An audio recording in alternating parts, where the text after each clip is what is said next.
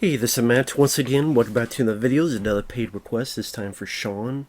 Thank you so much for that. For those interested in requesting any type of videos, topics, reactions, commentaries, re-reviews, reviews, what have you, feel free to send it either directly to my PayPal or join my Patreon. Both links are down below in the info box. I know Shawn wanted me to have this done by New Year's, but there's just no time for me to do it. I apologize. So I just now will be in the New Year's regime. But it's a commentary on Ghostbusters 2, which is a sequel I've always enjoyed. No, it's not as good as the first one, but I never thought it was as bad as people made it out to be. And yeah, there's my stomach trying to make an appearance again. Whenever I do these commentaries, it seems to be the case, but wanted to get this done because it's the least I could do for Shawn. And I'm paused at the beginning. 3, 2, 1, pressing play. And yeah, here we have the Columbia Pictures logo.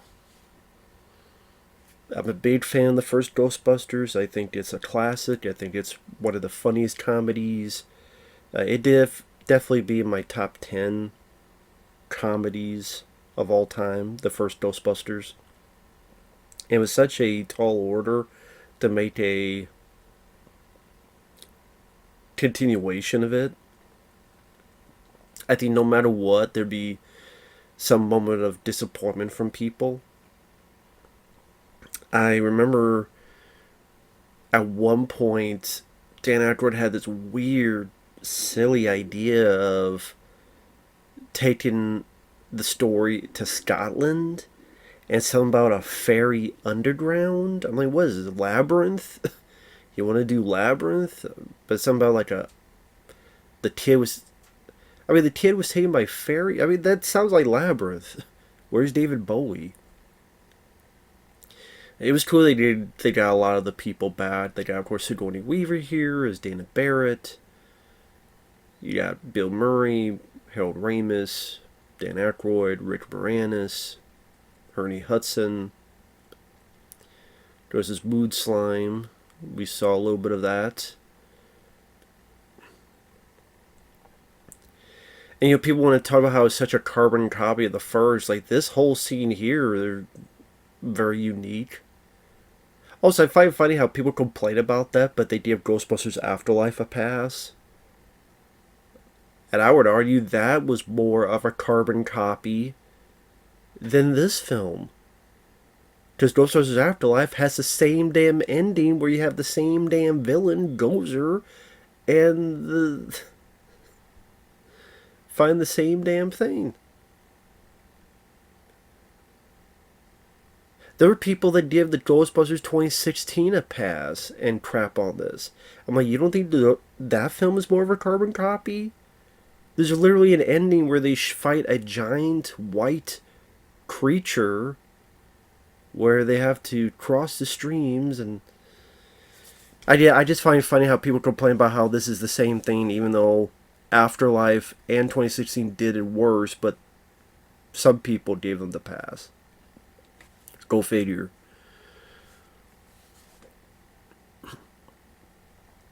Now again, do I have complaints about the film? Yes. The fact that the Ghostbusters at this point are kind of bit unknown again, and they have to reestablish themselves again. I thought that was disappointing because we've already seen that, so for them to have to reestablish themselves again, I don't buy a city forgetting that these guys saved the world and saved the city only a few years before. But that's just me.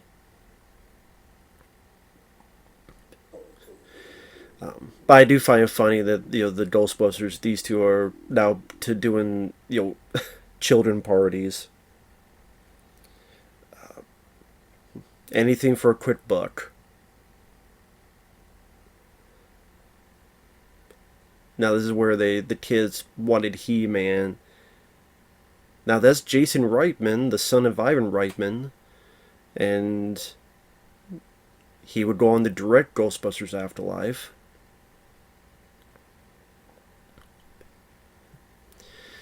Now, it's kind of weird that they keep saying He-Man, because I don't know if He-Man was that popular in '89. In retrospect, they should have said the Ninja Turtles, and that would have made more sense. I guess the Ninja Turtles was kind of starting to become a phenomenon around the same time this film came out. So, like I said, in retrospect, if they said Ninja Turtles, it would have made more sense. But it's like He-Man, He-Man. I'm like, again, I don't know if kids really were into He-Man in '89, but still, I mean, always like I said, a He-Man reference still better than what Kevin Smith did.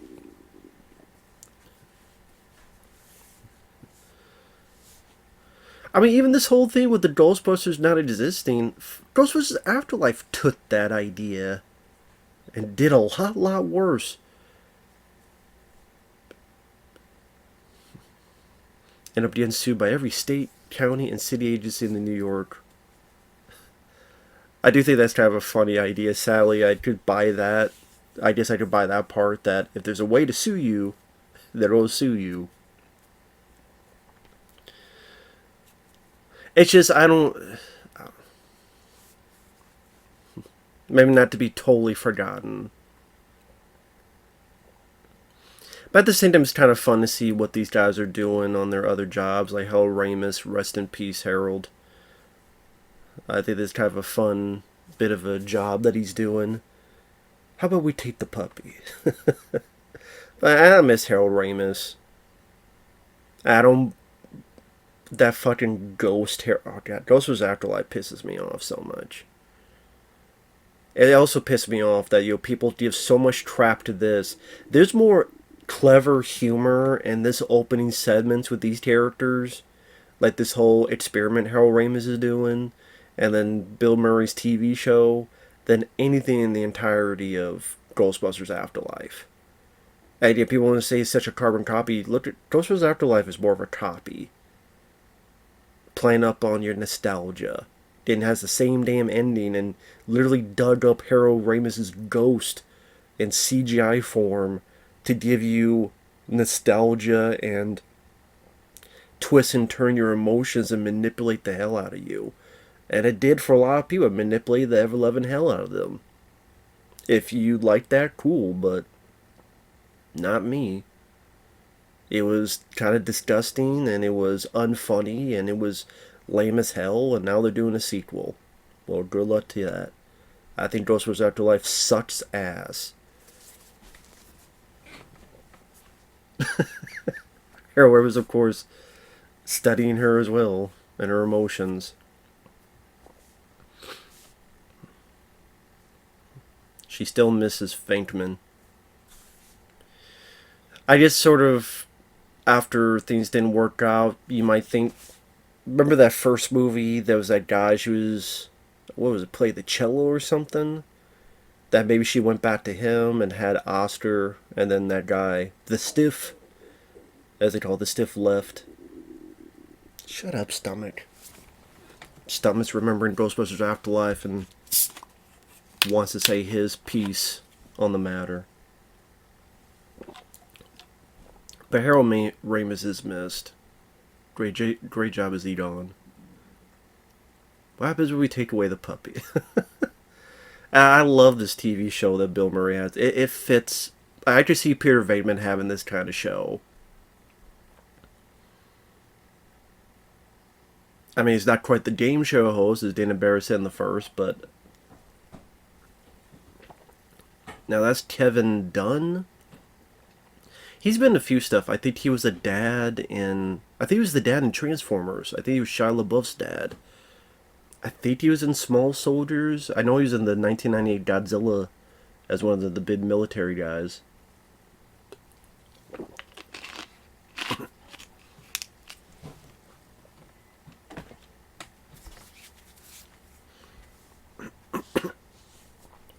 Now this guy believes that the world's going to end, and he's actually right. He had a point.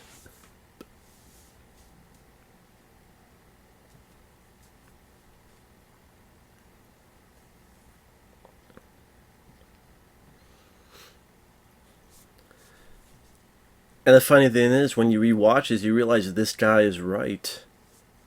That the world will end. on New Year's Eve. And it is a New Year's Eve movie, just like Arnold Schwarzenegger's End of Days is a New Year's Eve movie. Now this person has another date in mind. February 14th in the year 2016. I'm laughing because Valentine's Day. Bummer. That was around the time that the 2016 Ghostbusters trailer came out, and it felt like the end of the world. It was the end of the franchise. And people did make that meme afterward where, she's talking about February 14th, 2016. I've did it just if it was around the time that trailer came out, which was completely destroyed, as it deserved to, because it was awful. It was terrible, and the movie was terrible. It's a movie that within 15 minutes has a pussy fart joke in it. Because, Ghostbusters should have pussy fart jokes. Now, around this time, Bill Murray was on a break for like 4 years. Like, people don't realize or don't remember that after the first Ghostbusters movie, he had another film, The Razor's Edge. He was very prominent with that movie. He really believed in that movie. And it did nothing. It did nothing critically. Weird. It was just completely destroyed at the box office, destroyed by the critics. He got no accolades for it. And he was really bummed out from The Razor's Edge. And that made him take a break for like 4 years. And then he came back with Scrooged in 1988 and this film in 89. And I know Bill Murray didn't like either one. He was disappointed with with both of them. Although they did make money, and I think they're two damn good movies. Scrooged, I think, is one of the better Christmas movies. Now, this guy's Kurt Fuller. You may remember him as the bad guy in the Hulk Hogan film No Holds Barred. He was also in Wayne's World. He had a bit role in this film called Miracle Mile, which is a pretty good movie. With a impactful ending, I'll say that. I'm a voter. Aren't you supposed to lie to me and kiss my butt? Now, that's another thing is, this film is a little, I don't know if I want to say a little bit more kid-friendly, because the real Ghostbusters cartoon had come out and was a big success. And very prominent with kids, prominent in the mainstream, and was doing very well. So they knew that, and they took nods to that cartoon. So you rarely see the Ghostbusters smoke like they did in the first one. The language is cut down a bit. It's not like the first one was R-rated, but there's little bits of language here and there that they pushed it. That's cut down a bit in this one. That's why Slimer is in the Ghostbusters house, or say house, but the Ghostbusters firehouse, because Slimer was with the Ghostbusters in the show. I guess the logic is that after the first film, where all the ghosts were released, Slimer was never caught. I guess there's supposed to be some running gag where Rick Moranis was trying to catch Slimer, and there'd be a couple more scenes of him trying to prove himself as a Ghostbuster, but they cut all that stuff out. And there's a lot of deleted scenes. They did a 4K, and they showed some of the deleted scenes, but some are still, like the bit with Ray being possessed and driving the car all crazy like, that's still never been released. It's in the novelization. Ray's occult books, which they later had this in Ghostbusters Afterlife, which he had the great line, Egon Spangler can rot in hell. Who the hell? Watch just this movie alone. Watch Dan Aykroyd's character, the way he talks to people, the way he behaves with people. There is no way, shape, or form that he would ever say that about Egon Spengler. The fact that Dan Aykroyd took the job and said those lines and didn't refuse, it just blows my mind and says, you guys are so far off the map. You're so off course, man.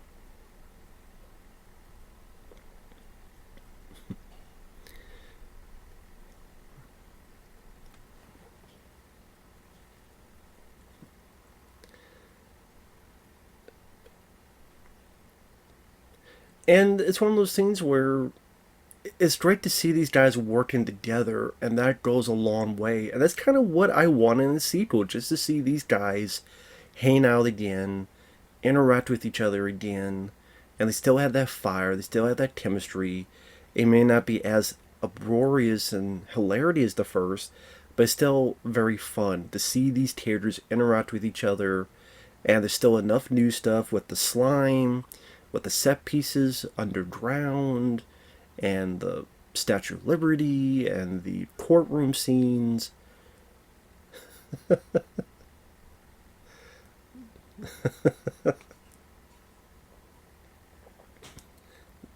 My Dana? Just the way the Bill just completely just messed with his ear. Like, that's pretty funny. It's heartfelt. Like, you really enjoy the characters, you enjoy their interactions with each other, and you enjoy the way they is seeing old friends again. That's what it was. Seeing old friends again. And dad's just, he tortured me, he pulled my ears. Dan Aykroyd's like the little kid of the group. And that's how Ivan Reitman wrote it. You have the brain, the heart, and the mouth.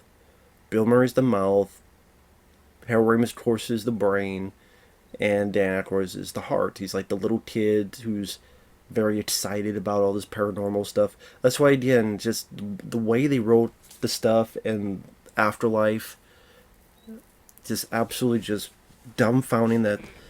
Like I say, if people like it, that's fine, but I have no clue as to why. It to me is nostalgia, nostalgia, nostalgia, nostalgia, nostalgia. Let's redo the first damn movie at the end. Let's dig up Harold Ramis' ghost. We can't have the character live on, even though the actor has passed away. Here's the thing, we know the actor has passed away in real life, but let the character live on in any form and format. That's one thing I give credit to the Fast and Furious. No, they don't need 10 movies.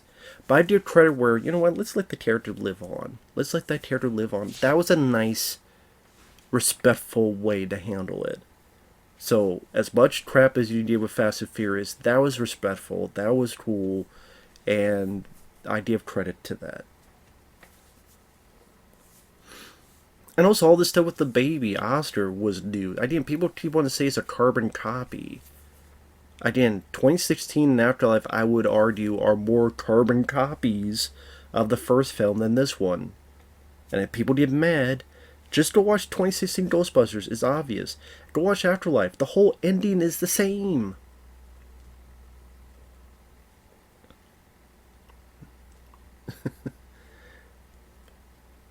Again, I don't understand the hatred like Bill Murray and other people have for this. You know, Bill Murray wants to talk about how the special effects took over. We haven't seen much special effects so far. I mean, this first chunk of the movie has all been character-based. What they're doing in their jobs when they're not being Ghostbusters. Business or personal. How Venkman would deal with a little kid. Could he have the possibility of being a father? That's like the one kind of cool thing of Afterlife is that Venkman and Dana stayed together.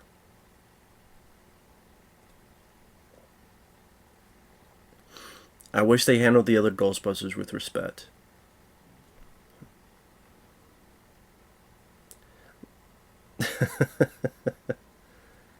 Like, yeah, the way he's interacted with the baby, like, you have that little bit of regret I could have been your father. I should have been your father. I love the whole thing. He was to shake his hand, fine. Then the baby's like, okay. That was definitely an ad lib. That was definitely something that, hey, do something with the baby. When he put his arm up, oh, okay, yeah, let's shake hands.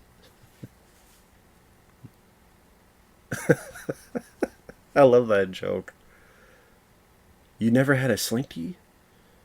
Well, we had one slinky, but I straightened it. Like, that's a funny bit of dialogue that showcases Edon's childhood. Was his father ugly? Did his father stink? Yeah, his dad was smelly, huh? Daddy was a smelly. Named after a hot dog, you poor, poor man. I think this stuff's funny because it's heartfelt, it deals with the characters, and it still works. And it's, again, not nearly as bad as people make it out to be. Like, goddamn, man. Sometimes I feel like with certain movies, it's just because a certain section hates it, people just automatically denounce it in negativity because they don't want to be looked at as outside the norm. And to me, I don't give a flying crap. I don't give a crap if I like movies that are popular. Like, I love the original Ghostbusters. I like films that are deemed unpopular. I like what I like. I don't what I don't. And that's all it is.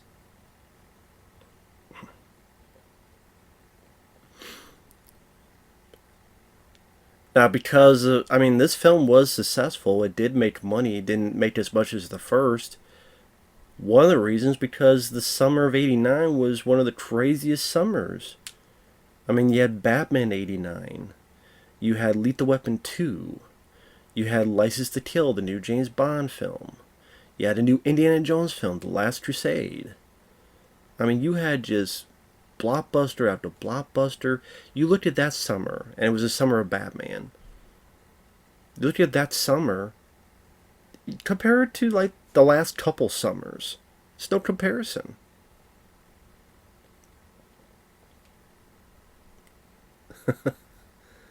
Again, humor, character-based.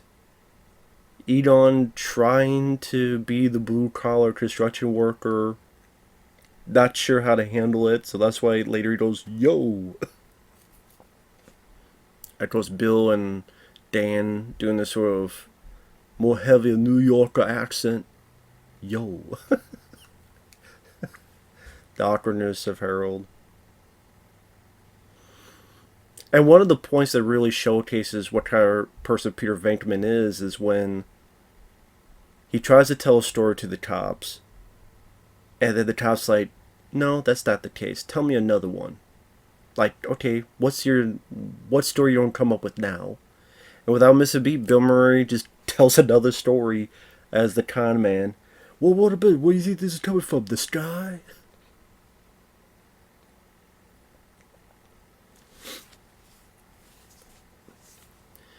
Vigo the Carpathian.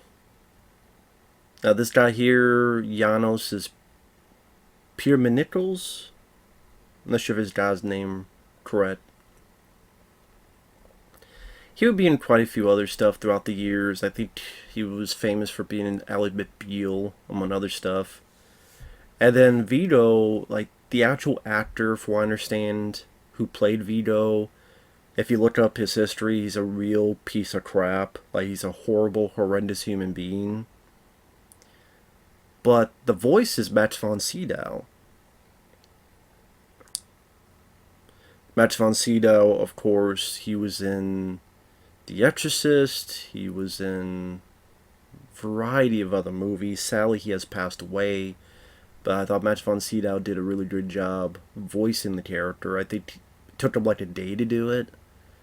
That's one of the cool aspects about the Ghostbusters video game, which I do want to get for PlayStation 4.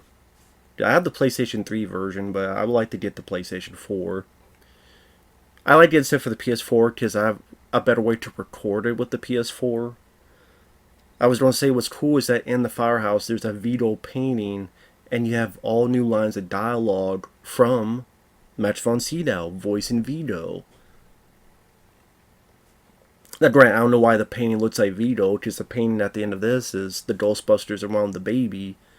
So I don't know why I went back to Vigo continuity. I guess I didn't really care to think that through, but like you go up to the painting and you keep talking to it, and Max von Sydow says all these different lines of dialogue. It was cool they got Max von Sydow back for that. The river of slime. Thrown through the river.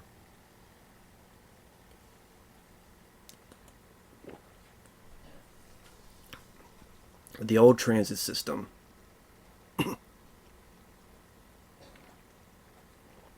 And I thought this stuff was kind of cool. It reminded me of the Blob remake, which came out the year before, 1988. And I love the Blob remake. It's literally one of my favorite films.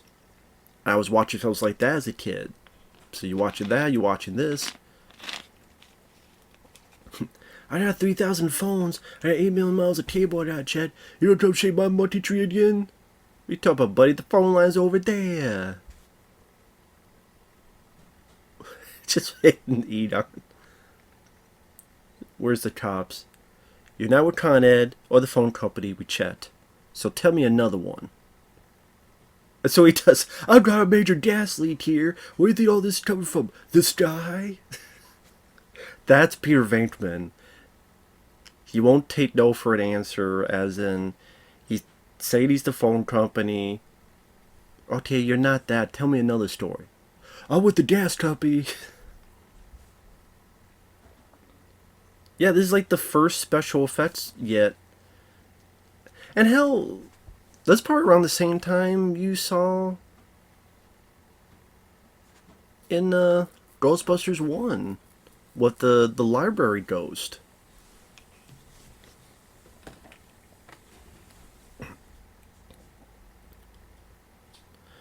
But yeah, this film was a success, but because it was deemed disappointing to fans, to cast members, I know Rick Moranis didn't like the film, Bill Murray didn't like the film, and to the point that he refused to be part of Ghostbusters for decades.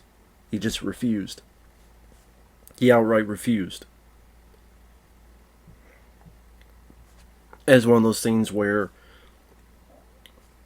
they had all sorts of ideas for Ghostbusters 3, whether a hellish landscape overcame Earth, or they're going through the contours of hell, or like all sorts of big and small ideas for Ghostbusters 3, and they never did it because of Bill Murray, because Bill Murray didn't want to do another Ghostbusters film, because he hated Ghostbusters 2 so much, and then afterward, a few years after this, Bill Murray's anger towards Harold Ramis. I mean, hell, look at the Ghostbusters video game. As much as I liked it, you could tell Bill Murray's voice is off. That's because Bill Murray, he didn't record with the other guys. He didn't record in the same room as the other guys. He recorded in a room by himself, and you could tell that it's nice that it's Bill Murray's voice, but you could tell it's a bit off. There's a bit something off with it compared to the others. And then it's just very crazy, hypocritical, ridiculous that after all that shit,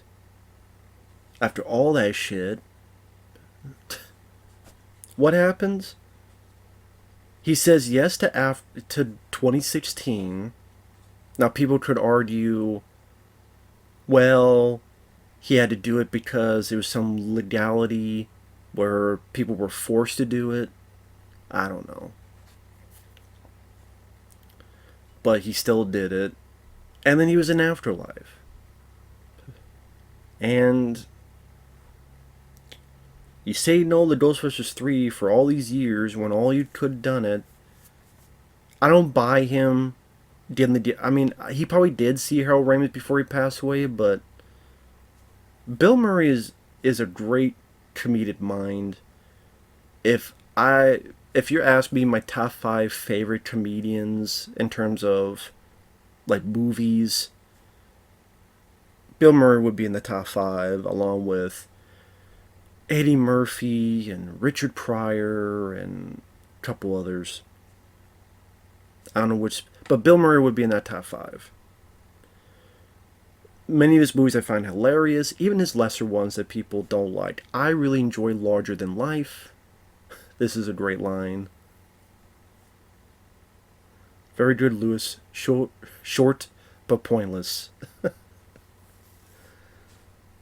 I still think this has some good lines in it. But yeah, the Larger Than Life I enjoy. The Man Who Knew Too Little, I could watch for what it is. I could have some fun with it. Scrooged I love. Stripes is a classic. I like Meatballs. Like I said, I love Ghostbusters 1. I like this sequel quite a bit.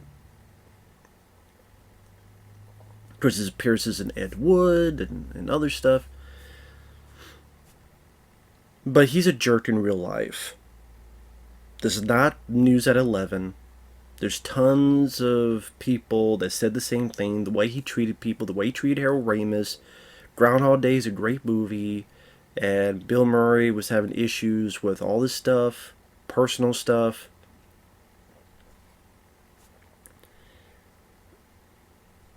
Now, I think part of me still thinks that he resented Harold Ramis at that point. Because his biggest successful ventures pretty much dealt with Harold Ramis in some way, shape, or form.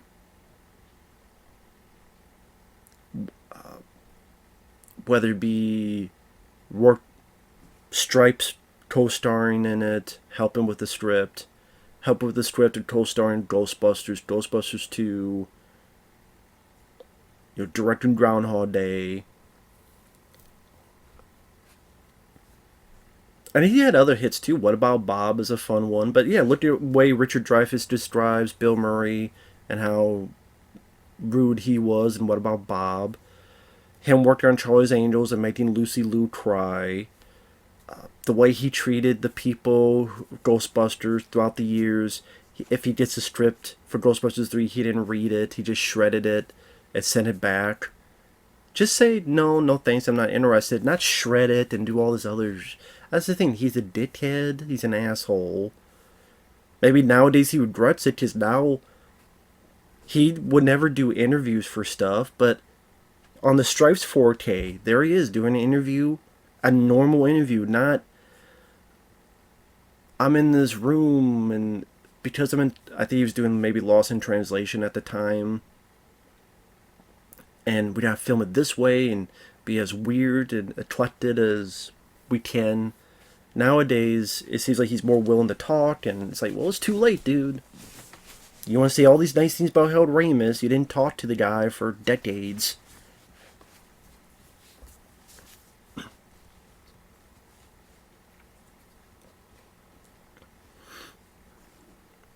Now, this judge, I know I've seen him in a lot of other stuff. I can't remember what, though. But I know I've seen this judge in quite a few movies.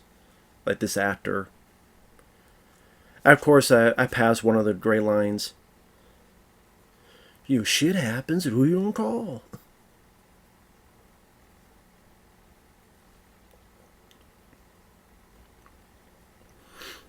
I love this scene here. I think this is a great reintroduction to the Ghostbusters, action-wise.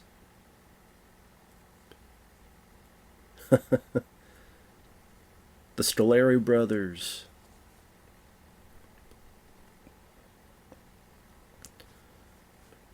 Nice practical explosion there.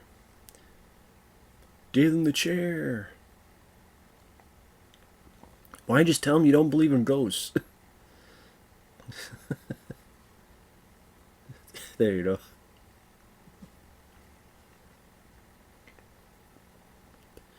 And these special effects still look really cool in today's age. They still look really neat.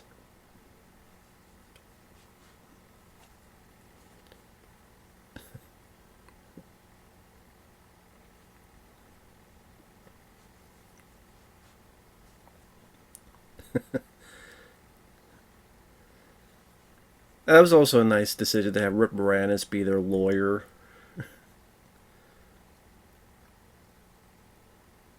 That's a nice effect, tearing her upside down. I love Bill Murray's reaction. You're nuts, pal. Your nuts bubbles.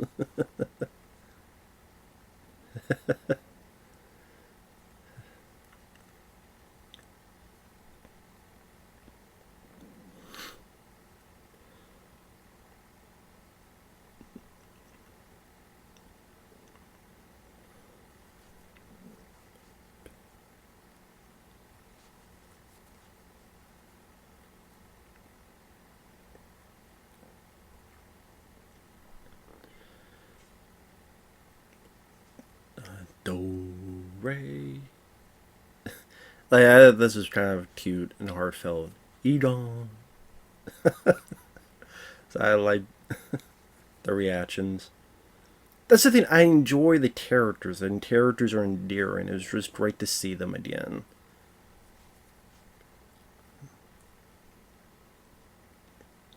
Like I said, just not nearly as bad as people made it out to be. Not even close.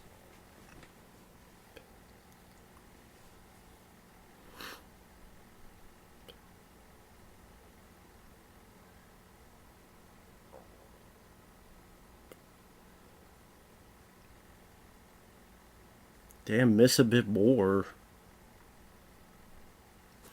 And this weird yelling from Bill. I don't know what the deal is with that. Just this weird yelling.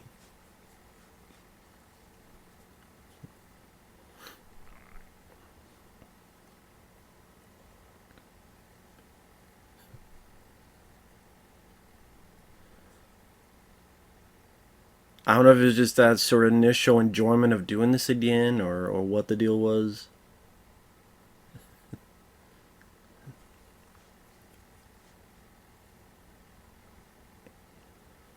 Got him.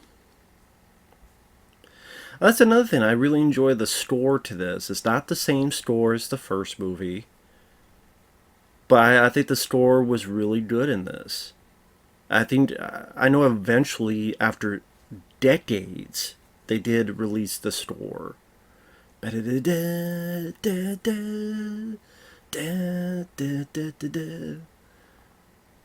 it's a really good musical score. It didn't have to be the same damn score. I still think they did a really good job with it. Was Randy Edelman was his name? Again, I'm not good with names. My favorite piece of score is when they get the idea for the Statue of Liberty much later on. We're the best, the beautiful, the only Ghostbusters. Here's Janine. Now, if I understand, they changed her look a little bit here compared with the first, because I guess this is maybe a bit more of how she looks on the cartoon. So a little bit more of that.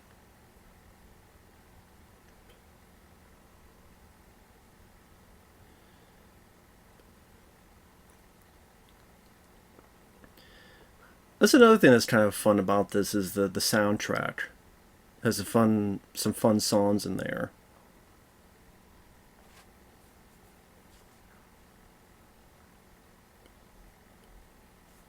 This is a fun bit here with the marathon ghost. There you go. Got him.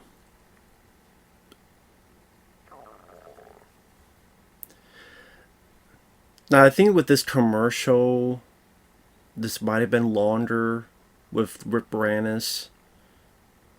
I know there's another scene where there's a honeymoon couple that were scared of a ghost and they had to call the Ghostbusters, and that scene was cut out. But yeah, I like the soundtrack. Whether it be Call It Flip City. Of course, my favorite song on the soundtrack is Higher and Higher. Now, this scene here where they're going crazy and Bill Murray has his reaction. See, Edon's confused and Bill Murray's like looking, what the hell? That's a scene taken from another scene. That scene is from when Ray has been possessed by the Vigo painting and he's just driving crazy, and that's why Edon has this worried look on his face. And Bill Murray's like, what the hell? As if he's going to say, Ray, what's your problem, Ray? But they cut that scene out and they put that stand in there. At the end, from what I understand, it's supposed to be a lot more of Slimer and Rick Moranis trying to prove he's a Ghostbuster, but they cut a lot of that stuff out. I think there was even another character, like Eugene Levy played. I don't know if he was Rick Moranis' relative, or I forget the details. Now, people say, like, the Ghostbusters 2, oh yeah, they're just marketing themselves. The Ghostbusters was always about that. The whole first movie is about the business and how to market themselves. Bill Murray did, like, Peter Venkman did it to make money. That's literally one of the lines of dialogue. The franchise rights alone. And this is them fulfilling the franchise. That's why we don't market it as a 2. We don't sell... A business would absolutely do that. And that's what they are, a business to make money. That's absolutely what they would do. This is what you do with your spare time? This is talking about the mood slime responds to human emotion.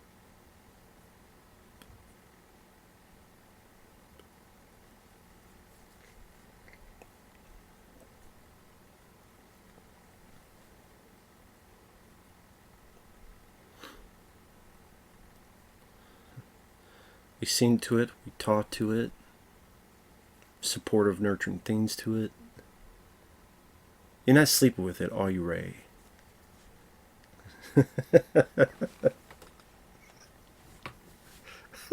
It's always the quiet ones. You hound.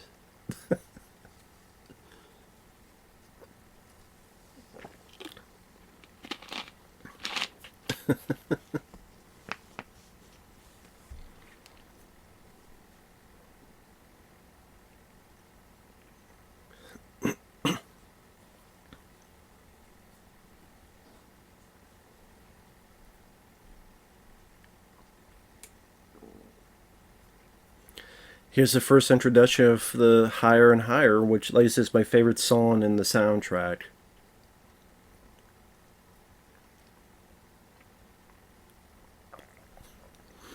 Now, I remember the marketing was pretty heavy with this film. I remember, I want to say Hardee's. There was a fast food place where I grew up. The area I grew up was a fast food place called Hardee's. I'm not sure what it would be like for other people. It'd be similar to maybe Arby's.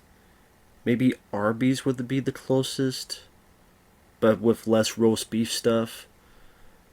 And anyway, Hardee's had these little things that look like a little communicator, and you hit the button, they give out different sound effects, pew pew, and depending on what color, like there was a white one and there was a blue one, there was something else, they would give completely different sound effects.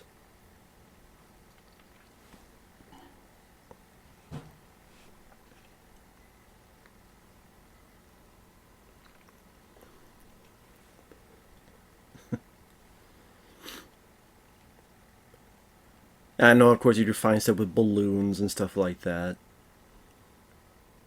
And there was a Nintendo game. The Nintendo game overseas was a much better game.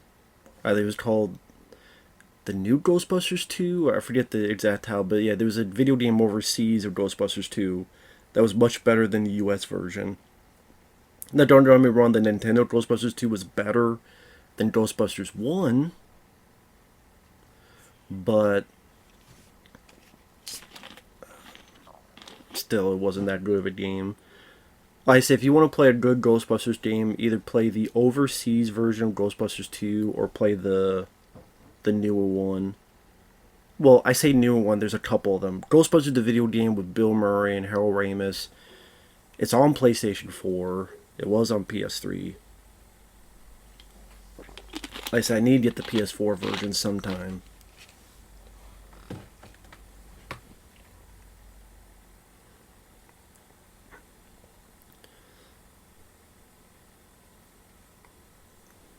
Higher.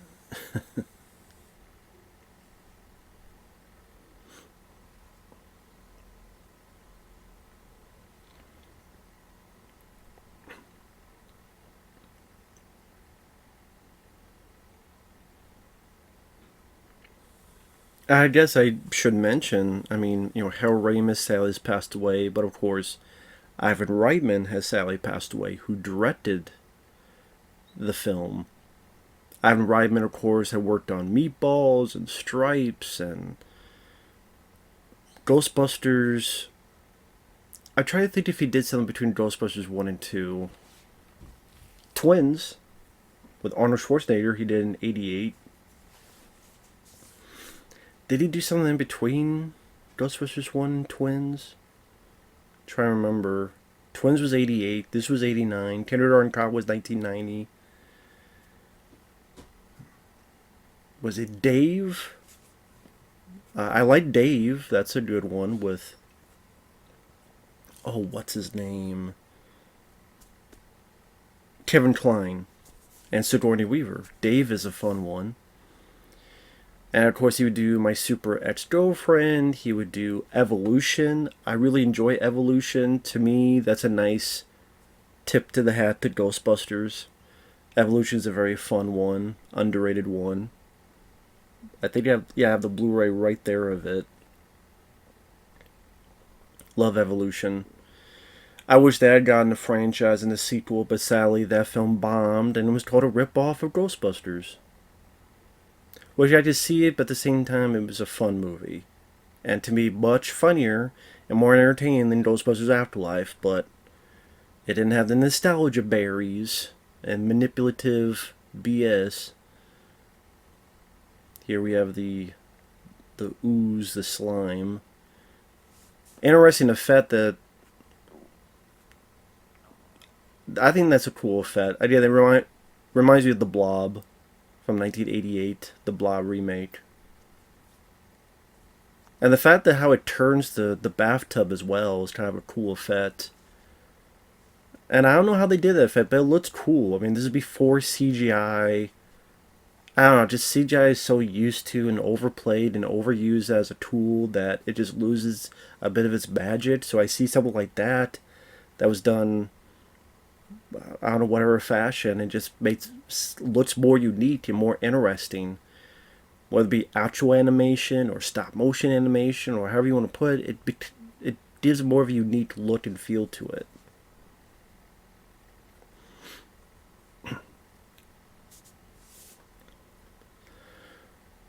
But yeah, Ivan Reitman, sadly, he's passed away fairly recently.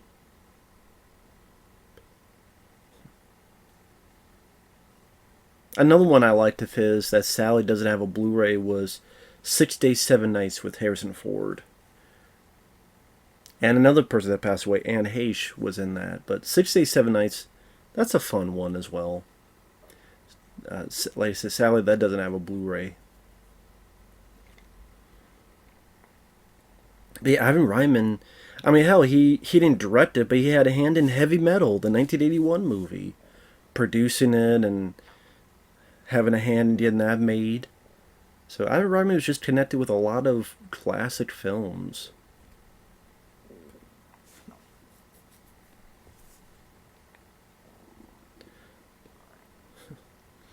I like this music showcased during this scene as well. Of course, it's being done for the mood slime, but...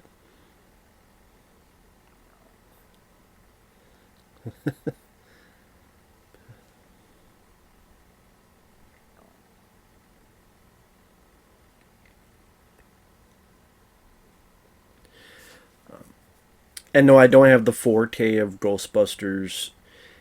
It was Ghostbusters 1 and 2, I believe, together in a 4K set, and it just seemed so unbelievably expensive, and it just...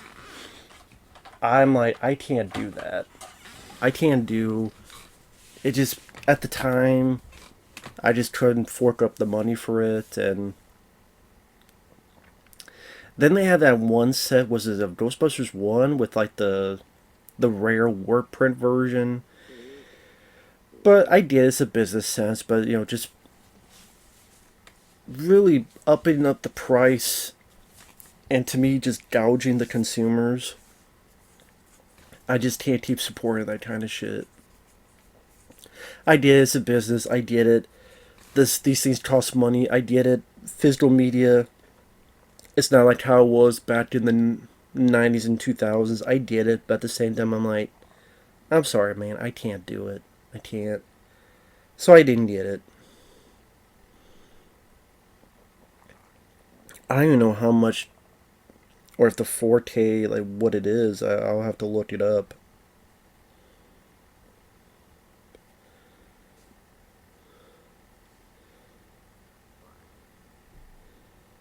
Of course, when you open your phone, you get all these damn messages.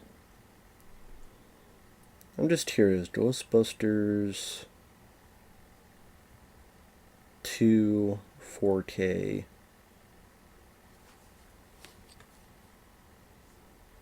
Okay, no, I did not type all that. Just type 4K.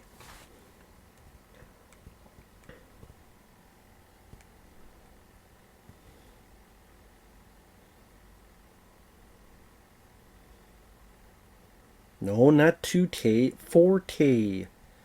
2 and 4K. Just put it in Amazon. It's not too bad now. I don't know if that's the one with all the features, so it's not too bad now. But I remember there was a set where it had just an insane amount of stuff with it. So now it's more reasonable of a price. Now is this the one that has the features on it though? Can't remember. Let me go to 4K review. And I'm just curious, because I remember there was a time, and thankfully 4Ks are going a bit down in price for some. So at least that's reasonable. It's more like the boutique labels are really wanting to get your money's.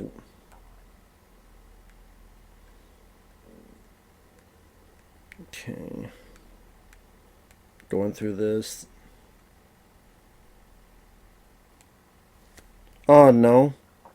4K. Time is but a window. 16 minutes. A music video.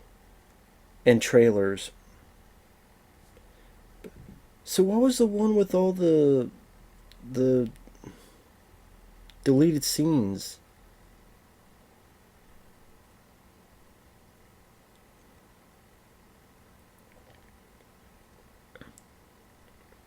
I think that was the ultimate. That's why it was the ultimate collection.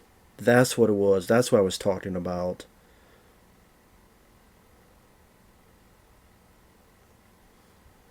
So yeah, I was way off on that. It's the ultimate collection, which went out of print and on Bonanza, where the hell that is, $200. I'm not talking about the one that you did all three. Yeah, it was the one with all the set, gift set 4K. Was someone selling it for $295? It's only $300. See, that's what I was talking about. The stuff with all the material in it.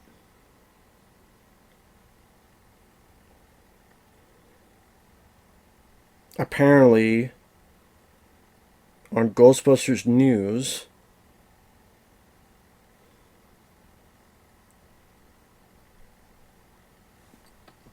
I guess you could pre-order. No, I don't need to update. Oh my god. Apparently, there's some kind of pre-order for $100.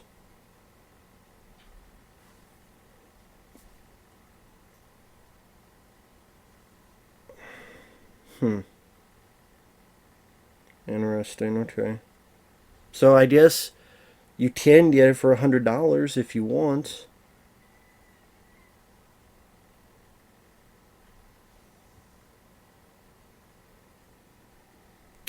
Sorry, I have to answer a question here. So there you go.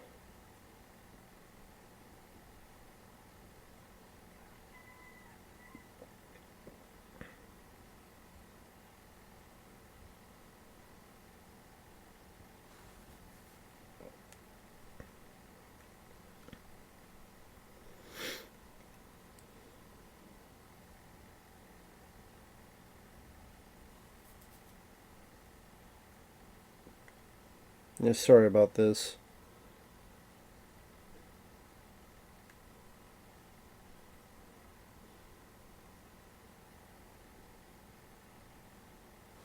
Well, actually, since I got my phone out,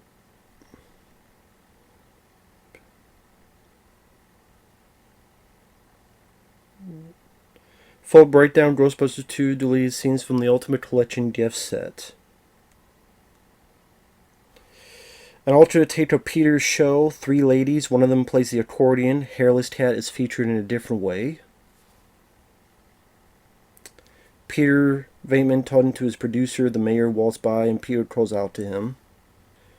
Peter and Dana outside Dana's apartment talking about their past. Ray and Edon come out and ask Dana about the stroller. The Ghostbusters in the middle of the street measuring where the stroller rolled. And Dana asking why these things happen to her. More of digging the hole in the street. Dana talks to Peter in the courtroom before the trial.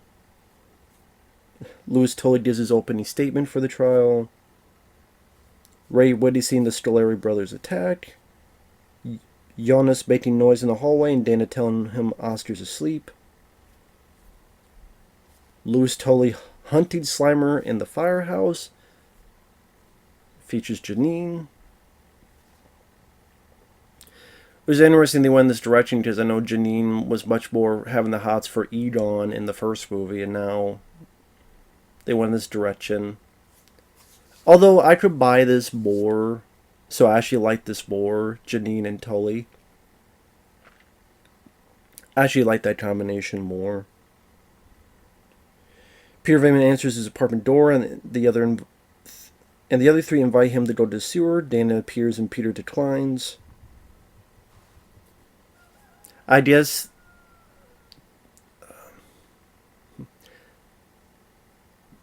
that's the one where in this one, Dana's like, taxi, women. The Ghostbusters in the mental hospital talking to one of the patients. Ghostbusters trying to explain things to the mayor. Louis baiting his cousin Sherman, Eugene Levy, to help get the guys out of the hospital. So that's what it was. It was Eugene Levy played his cousin. Louis looking for Janine in the firehouse. She slides down the pole and tells Louis the phones have been going nuts. Outside the museum, Peter and Ray talk to the mayor. There's always room for Jello. Ray talks to the fire chief. More Ray talking to the fire chief. The mayor talks about getting to the museum. Kurt Fuller goes up the wall. Slimer gets sucked in. The Ghostbusters try to get the crowd to sing. Louis talking to Slimer. After getting off the bus, talking to the crowd from the walkie statue. The Ghostbusters in the statue's crowd arguing over what route to take. Random shots from inside the museum.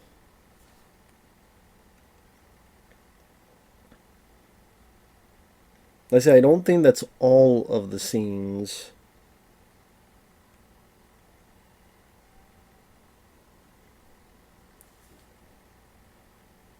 More Ray and Winston dancing inside the brownstone. It was repurposed for the end credits. At the start, alternate scene of Giannis walking through restorations before he talks to Dana. One still was seen in the Ghostbusters 2 sticker book.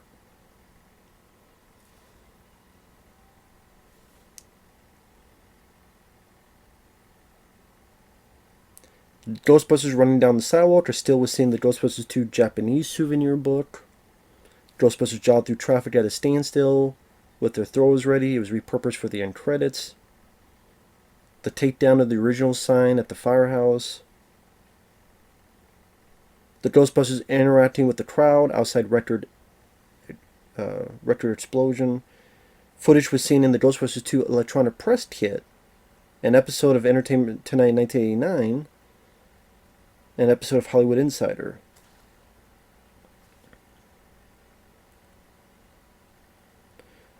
More Ray and Peter trying to get the Jogger Ghost.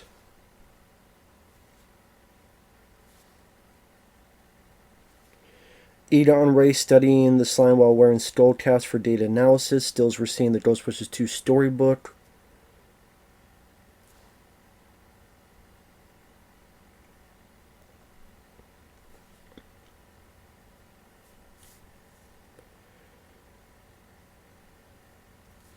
Lewis setting a trap for Slimer.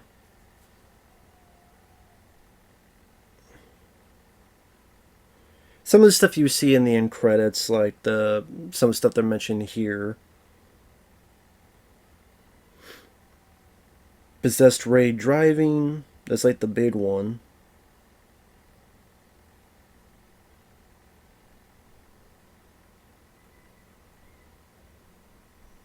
There's a creature called the Frog Ghost emerged from a subway tunnel after a train and arrived at the platform area. This would take place when Ray, Edon, and Winston were exploring the subway. Now this is a bit of a nice, like, creepy moment with all these heads. Even for kids, like, that's a bit of a creepy moment for kids.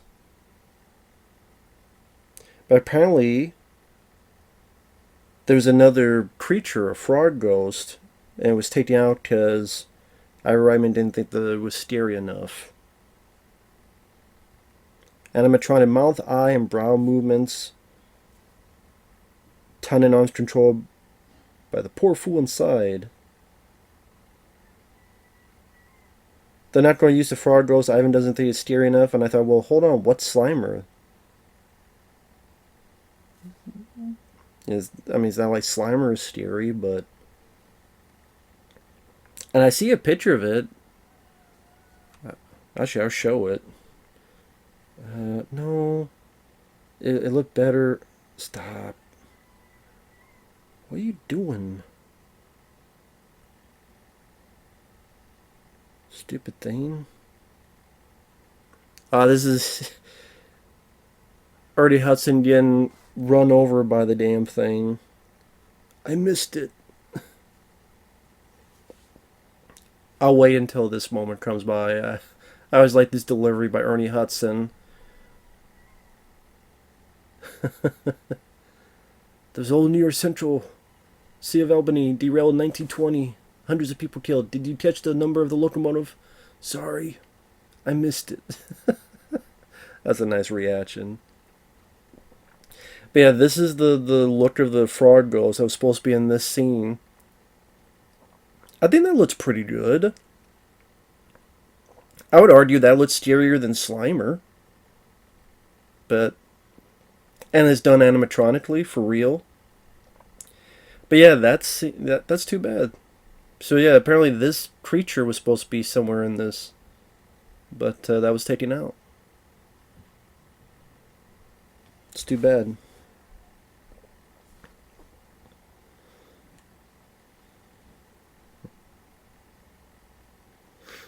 Hey, it is what it is.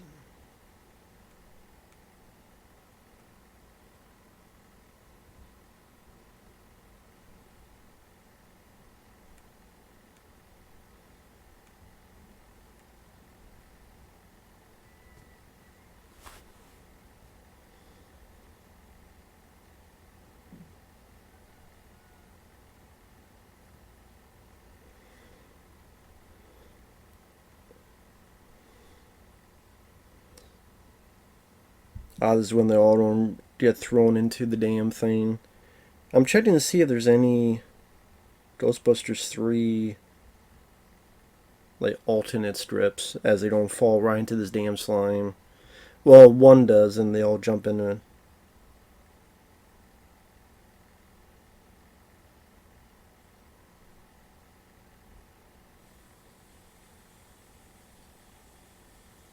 Let's see.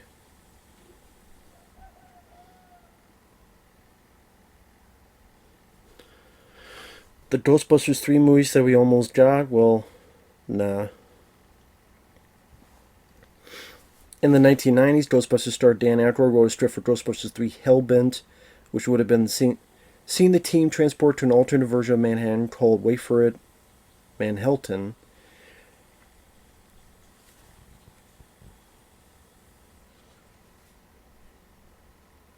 It would be a flipped version of Manhattan.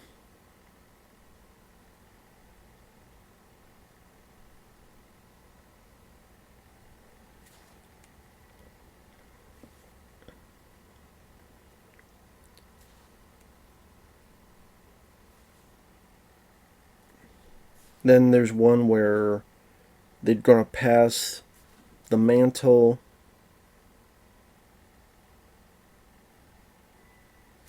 We need young blood, and that's the promise. Hand to a new generation.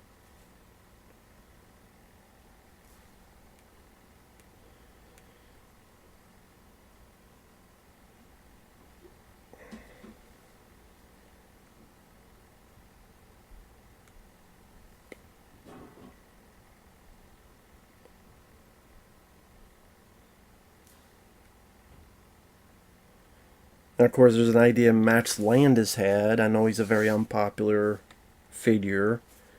Ghostbusters have become a global franchise, but in Max Landis' version, they branched off into various teams. The main Ghostbusters business is a parody of itself, catching only 12 gross a year, and is slowly going bankrupt. Hoping to ramp up business, one of the teams, who have been shut down, so they should tell you something, try to resurrect a minor ghost. Instead, they bring back Gozer. There's different dynamic teams. Like, there would be a Park and Recs team, a Seth Rogen, James Franco type of team, a Key and Peele type of team, etc. Pretty much there'd be like separate teams with their own unique comedic gifts.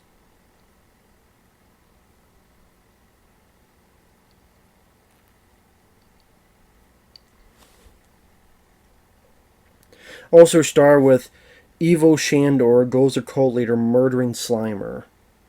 So that shows what kind of guy Max Landis is.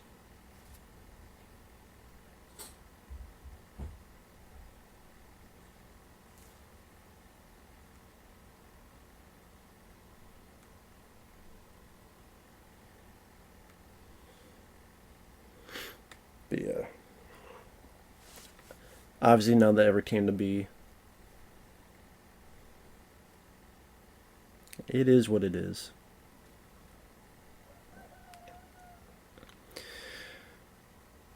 Of course, this showcases the mood and how it's affecting them and how that could be utilized later.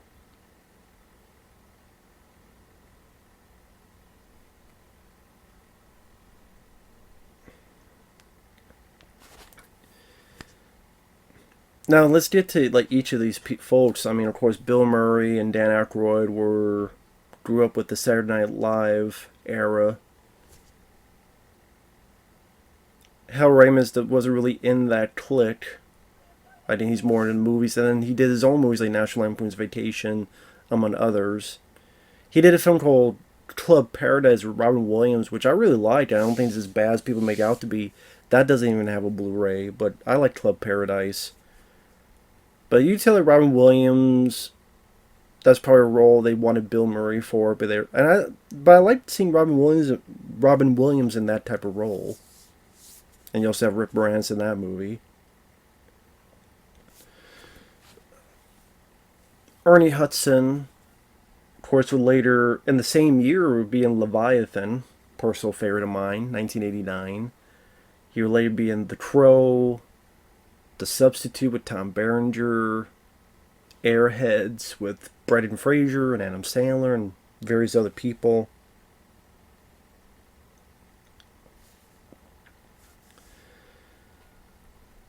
Of course, Sigourney Weaver, how can I not forget Aliens, Gorillas in the Mist.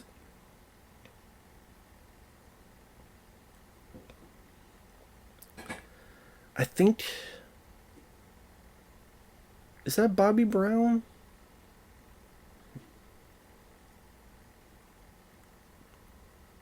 I know Bobby Brown, of course he's on the soundtrack. He does make a cameo in this.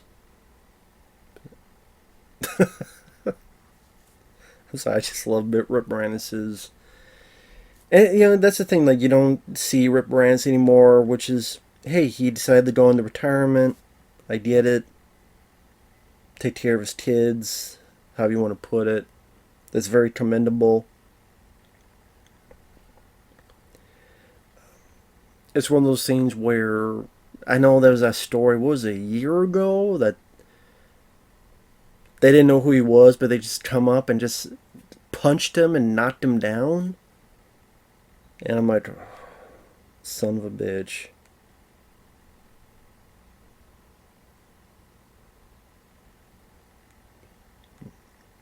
I mean, I hope they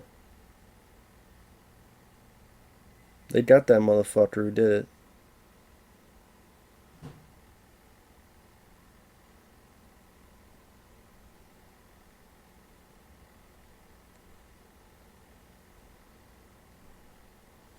so.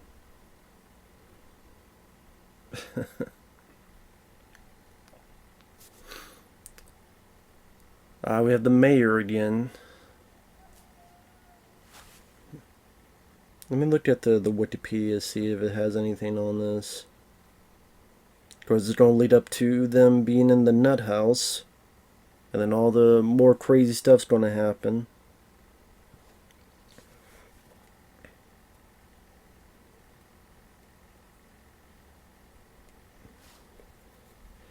Cost 30 to 40 million, made 215 million. There's nothing to sneeze at.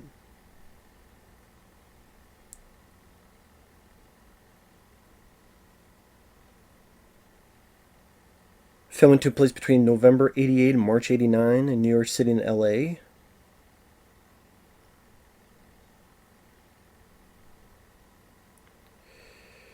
Critics responded unfavorably to what they perceived as largely a copy of the original. I don't think it's that much of a copy. It's, again, that's funny. Like, the what the fuck is Ghostbusters Afterlife? Especially the whole finale. Well, critics don't want to say anything about that. Why?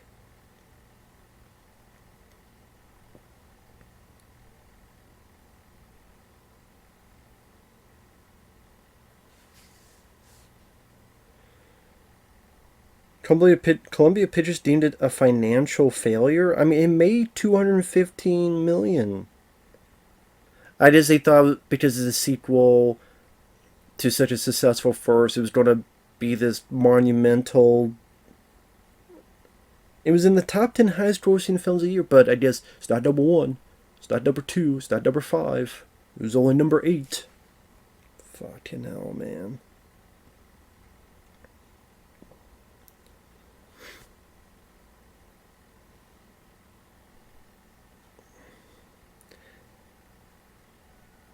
When David Putnam became the chairman of Columbia in June '86, he was not interested in developing an expensive sequel and favored smaller films such as the critically acclaimed war film Hope and Glory. He greenlit several foreign language films by European directors. He preferred making films for the world market. Ghostbusters was part of the former Columbia executive's legacy. Putnam had no interest in furthering the legacy because he was trying to build his own. Ivan Reitman said the executives above Putnam at Columbia's New York branch had attempted to work around him, but could not get the production moving even after sidelining him. The delay occurred because the main actors did not want to make a sequel for nearly 3 years.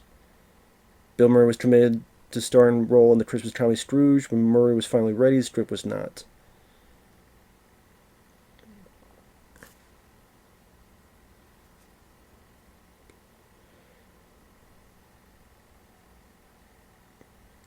David Putnam was removed because he had alienated Bill Murray and his talent agent Michael Ovitz. He had publicly criticized Murray as an actor who makes millions of dollars from Hollywood without giving back to his art. He's a taker. He also attacked expensive talent agency packages that provide scripts, directors, and stars. Putnam was replaced by Columbia president Don Steele.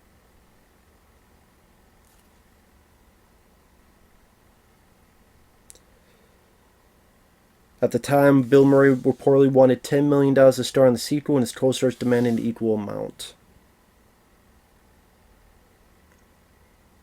Well, if that's what they got, there's no way this cost $40 million, because if Bill, Harold, and Dan each got 10, that's already $30 million, so I don't know how much they really got.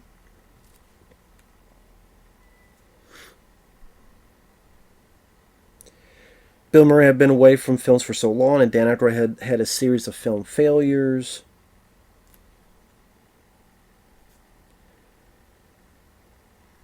They negotiated a minimal salary in exchange for a percentage of the box office profits, which was 10%. This is to keep the budget low, aiming for approximately $30 million. Upfront centers would have raised it to at least $50 million.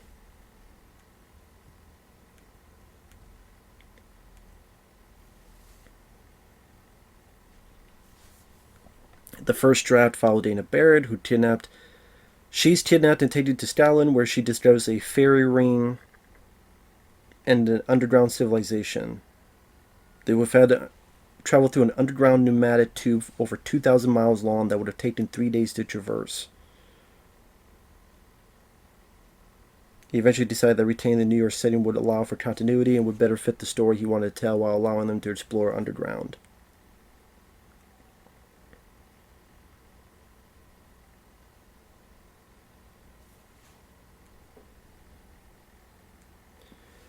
Initially, the child was the son of Peter and Dana, who would have maintained the relationship in the intervening years. Bill Murray felt this created an imbalance in the story, placing too much emphasis on his and Dana's relationship with the child rather than the Ghostbusters and their character dynamics. So that's why they had Peter and Dana's relationship fail, allowing her to marry, have a child, be divorced by the events of Ghostbusters II.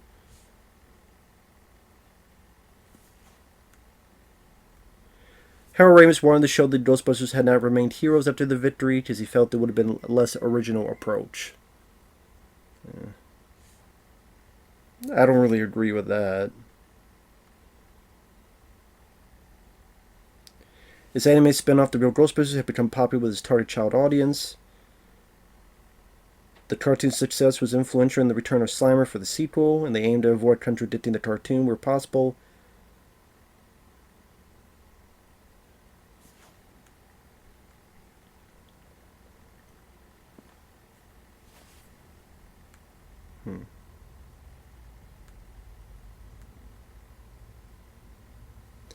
Bill Murray had felt radioactive after the failure of his personal project, The Razor's Edge.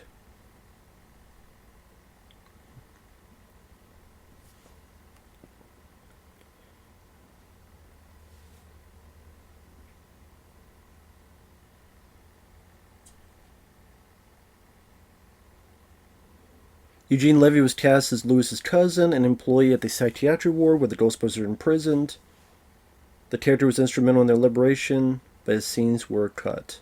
So Eugene Levy is how they got out of this. But I mean, it made sense. You just had the mayor go be the Ghostbusters, and there you go. Now the guy on the left here is Brian Doyle Murray, who's related to Bill Murray, of course.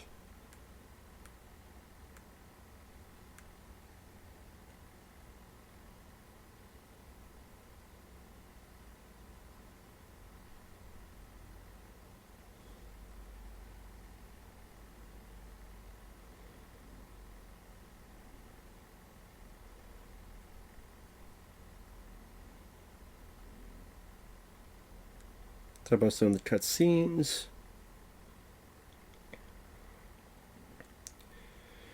At the end, there's more scenes with Slimer, but apparently the audiences generally had no reaction to the character, which was not what they had expected.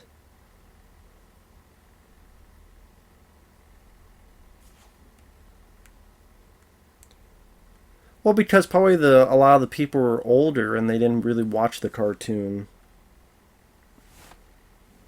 And the kids, they probably didn't think of it as Slimer because Slimer didn't really talk, or however you want to put it, in the movie like he did in the cartoon. Like in the cartoon, he was much more talkative, interacting with the Ghostbusters, which wasn't really the case in this. I mean, Slimer never interacts with any of the other Ghostbusters throughout the entire film.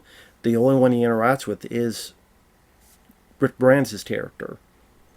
So that probably helped in the lukewarm reaction from kids. It's like, oh, he's not interacting with the Ghostbusters. He's not interacting with Peter Venkman.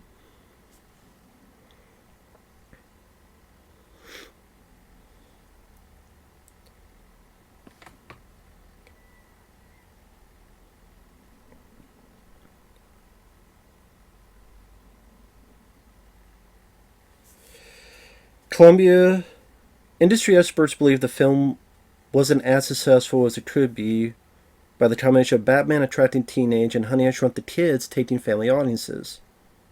The quantity of films being released close together, unexpected successes that meant films were staying in theaters longer.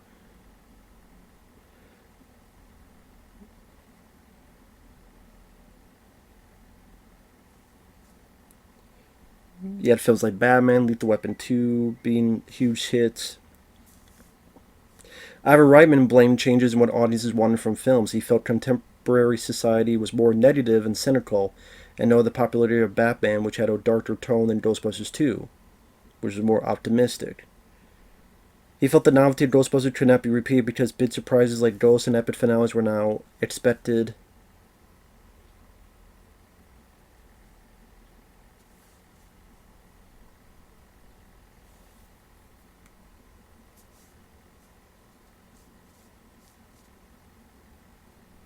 Some know that releasing a film set at New Year's, but you released the film in June, might have worked against it. The 5-year gap between films maybe worked against it, losing momentum, setting expectations too high.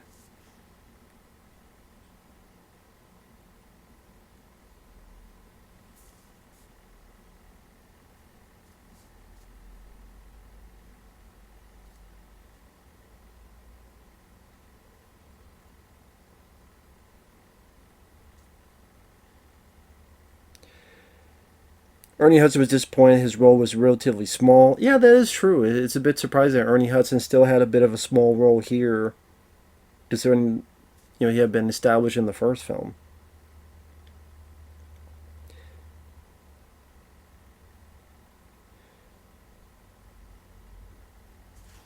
There's Cheech Marin on the right with the Titanic. Well, better late than never.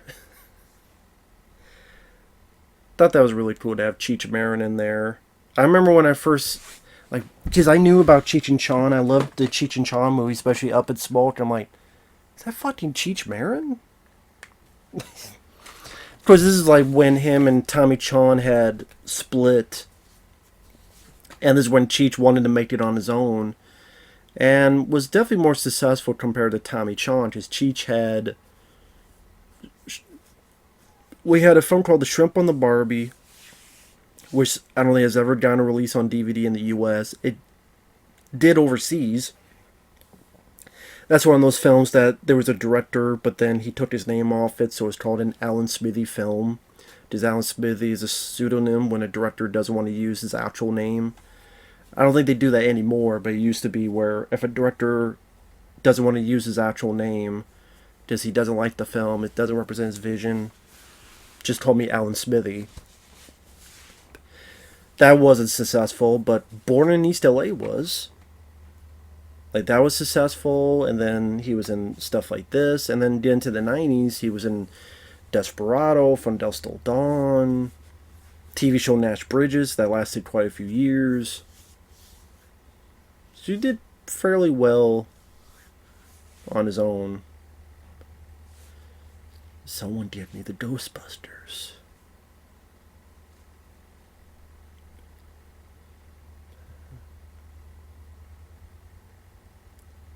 Blotched the sun, took the sun away. There you go. This is Bobby Brown's On Our Own. It's just funny that it just dumbfounds me that credits and people took it apart because it's too much like the first film. But then again, they give this easy pass to Afterlife that did the same damn... In fact, did it more.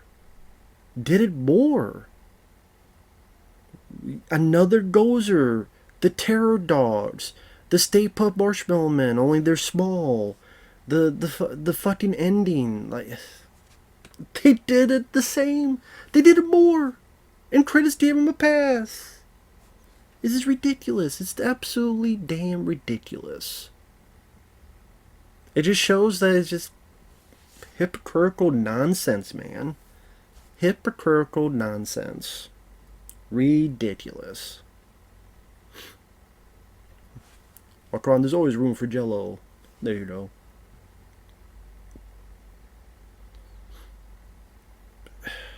But hey, go figure. Go figure, go figure, go figure. It is what it is.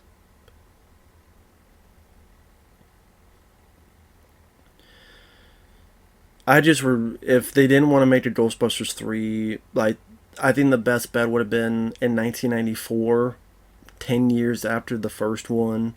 It would have been 5 years after this one. Because I enjoy this sequel.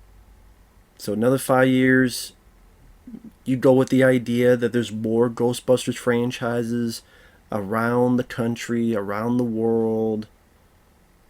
He did different comedic teams. Even if you want to get like Adam Sandler and Chris Farley and like their team, and maybe did another team, and how they interact with each other, and how sort of this snide remarks of we're better than you and you're the old folks, we're the young team, no more cocky. Maybe they're being more successful, and these guys like, man, you know, are we too past our prime? But then shows that we're still the best, and they have to help the younger teams. And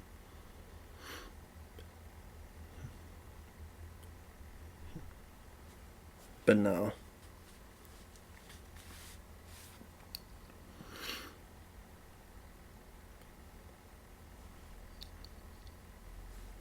tremendous amount of positive energy.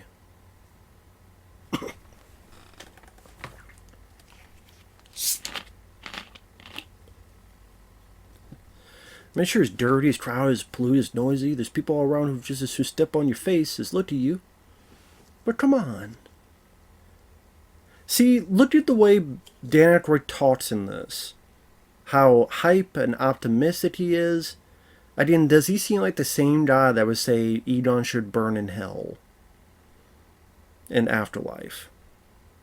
I love this music, by the way. This is my favorite piece of music in the movie, score-wise.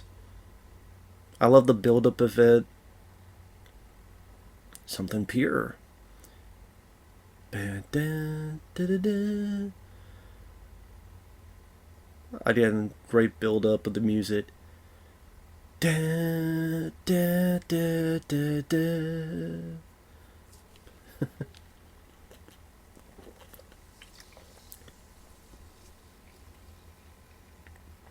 thought this was such a cool idea. That you have a film take place in New York, make the Statue of Liberty come alive. What is another live-action film, or even cartoon, that brought the Statue of Liberty to life and featured in that manner? Such a unique, interesting idea that I think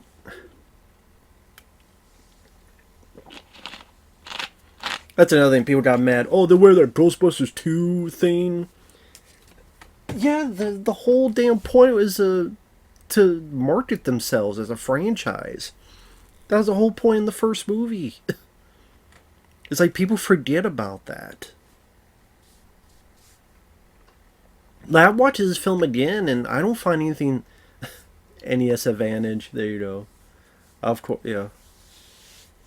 That's a nice touch. Nintendo. I'm trying to remember when Nintendo came out. I mean, it had been out for a few years, of course. Nintendo Entertainment System. Again, this is my favorite song in the soundtrack, Higher and Higher.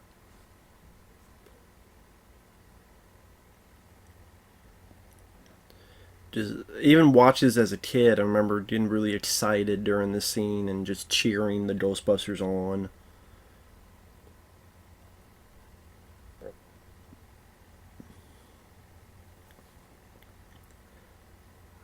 And critics are like, well, it's another gigantic thing at the end. Yeah, turn on its head and done in completely different manner. Only this is a source for good. And how it's utilized and how it's controlled and...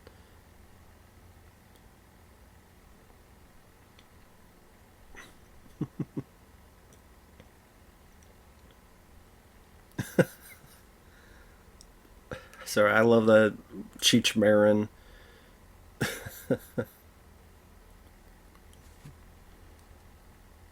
I like that they reuse that.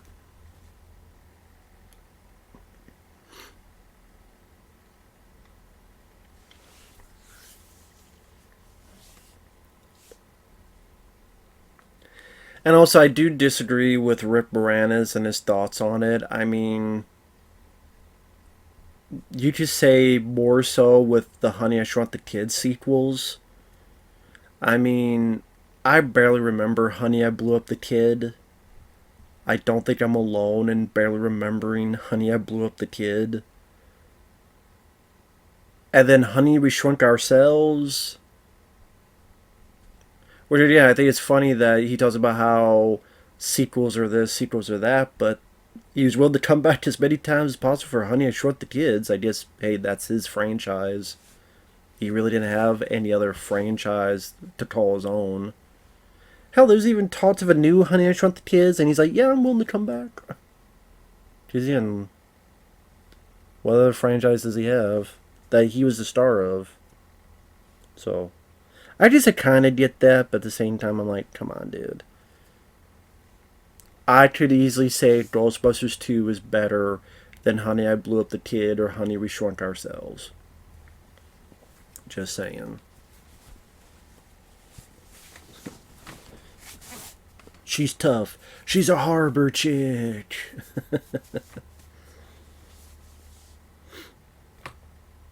It's such a cool look showcasing the Statue of Liberty walking through New York. That's so neat to see. Such a cool visual element. Cooler than... Name any scene in Afterlife that's as cool visually as that. I dare you, and a double dog dare you. Name any scene in Afterlife that looks remotely as cool as a Statue of Liberty walking through New York. And a double dog dare you. Because I certainly can't think of one. Shut up, computer.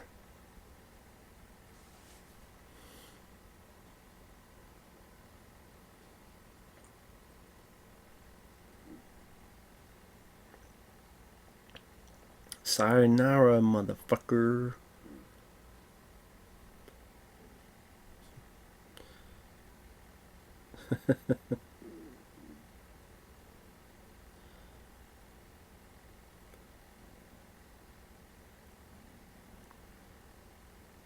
I mean, this is a New Year movie.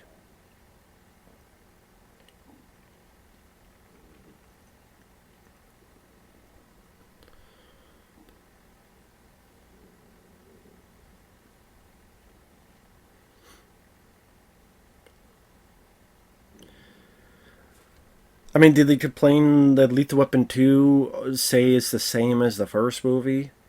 Well, you got Riggs and Murtaugh, and they're bantering with each other, and Riggs is getting pissed, and there's something personal, and fights the bad guy at the end, and blah, blah, blah. Just like he had a fist fight Gary Busey at the first one, he fist fights the guy at the end of the second one. Roger Murtaugh doing the head, the shot. No, it's a fun sequel. But people weren't saying it's just a copy of the first. That's the tough thing with sequels, is that you have to do somewhat... What was it, how Robert Zemeckis described it? The same but different. And there's always exceptions. There are sequels that are very different. Halloween 3. I like that movie, but it got completely butchered. And there are sequels that are very similar. Like, okay, if you're talking about sequels very similar, Another 48 Hours, I would say that kind of falls in that category. And I like Another 48 Hours, but I just say that film is too similar to the first. Like, if you're talking that critical note, Another 48 Hours, I get. Although I do like that movie. Even Escape from LA, I get. Even though I still like that movie, despite the awful effects that don't hold up. Still like it. But saying that's too similar to the first, I get that. This, not really. I think the opening is different. I think the ending is different enough. I think the backdrop with the villain is different enough.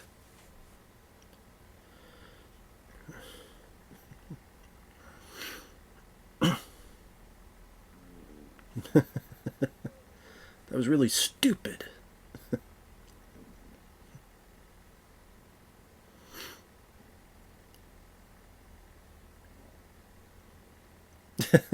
Are you okay? No. I'm fine.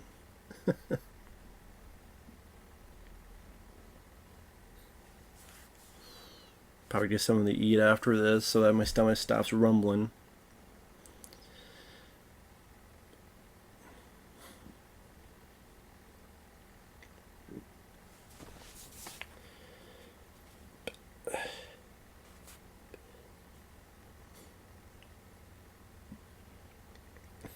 You, the bimbo with the baby.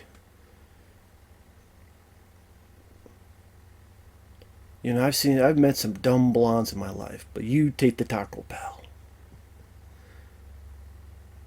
Only a Carpathian would come back to life now and choose New York.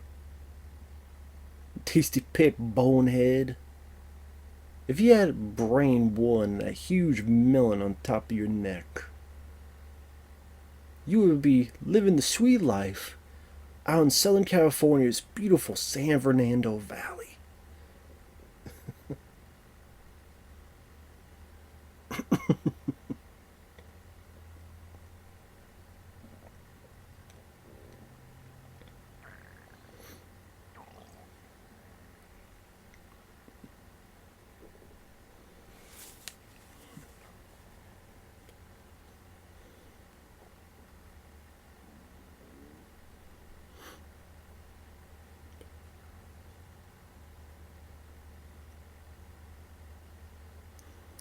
So I guess if earlier the Ghostbusters had tried to get the crowd to sing, that would have connected with this, where now they are singing because the Ghostbusters had tried to get them to sing before, and that's what brings the crowd the idea to start singing now.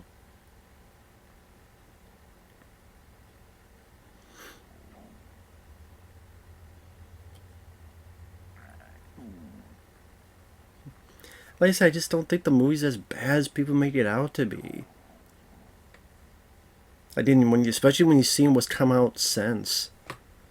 I still don't understand, like Ghostbusters Afterlife. What's funny about Afterlife? What scenes are funny in Afterlife? What scenes are so original in Afterlife? Since people want to say this is the same. Who's Ray being possessed again?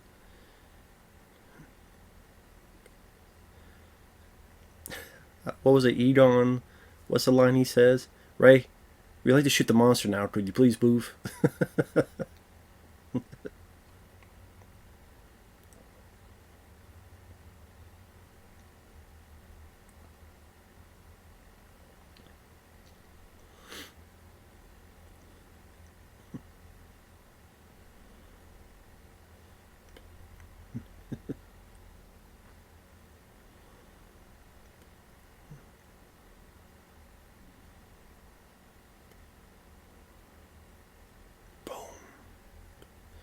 And that's what you want to see. You want Ghostbusters to use the proton packs and shoot the shit out of the bad guys and save the day.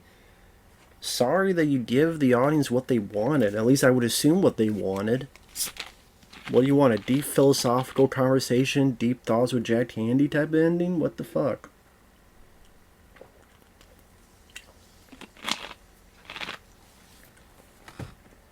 I still maintain if I did a list of the top 10 underrated sequels, this would be on there. Like, number one for me is Predator 2. Like, that's to me the most underrated sequel. That and Rambo 3. Predator 2 and Rambo 3 for me are the two most underrated sequels. Because I love Predator 2, love Rambo 3. But this would be in the top 10. I would also put like Indiana Jones and Team of the Crystal Skull. It has its flaws, too much CGI. Don't need the whole Monty scene. But I still think this is a quite enjoyable adventure movie. But yeah, Ghostbusters 2 would be on the list. I don't know where it would be on the list, but it would be on the list. Would Die Hard 2 be considered an underrated sequel? I don't know. I like the film. It was a hit. But maybe, because no one ever really talks about it or such. I don't know. That's the thing. It's like, what defines underrated? Is it the fact it was a flop? Is it the fact that It's not talked about. You have to go on definition of what underrated is. There's a great, nice shot showing all the characters. See, that's the new painting. And we have the great Ghostbusters theme, directed by Ivan Reitman. Usually I have a tough time to talk about with commentaries, but this went very easily. Other than me looking on the phone trying to find out the 4K stuff, and yeah, that it was part of that Ultimate Collection that I was talking about. The actual 4K you did it for 20-some bucks, but the Ultimate Collection with all the features, that's the one I was talking about. That's expensive. These are some of the shots that you didn't see in the movie, like Bill Murray opening the fridge, like some of these shots here, like unused material. Like this bit with Rick Moranis, not in the movie, but put it in this. I mean, I doubt this was footage just shot for, okay, shoot this, we'll put this in the end credits. Or maybe, who knows? Maybe. This is one of those, like, more of the darker suits of the Ghostbusters, which they didn't wear as much as I thought they would in the movie. This Kurt Fuller, David, the mayor, who was in the first one. Harris Yulin. I've seen this actor before in other stuff. Can't remember. Does that scene the showcase that lady made it out okay? Will and Hank, the twins, because usually with babies they do use twins because when one needs to sleep or something, they get the other baby. There's more of them celebrating the capture of the jogger ghost. On our own.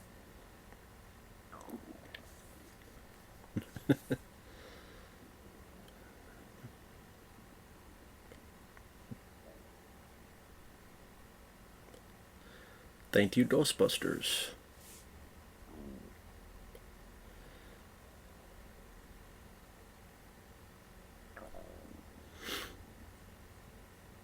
I do like this song as well. I think it's a pretty good song. That's a nice shot. You got the Twin Towers, World Trade Center.